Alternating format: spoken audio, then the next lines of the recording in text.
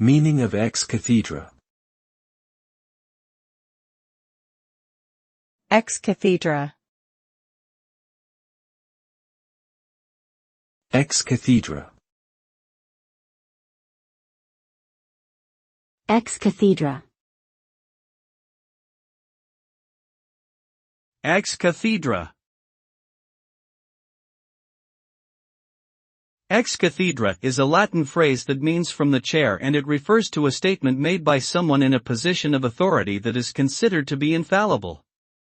This term is often used in the context of religious or academic settings, where authoritative figures, such as the Pope or a university professor, may make statements that are considered to be absolute and binding.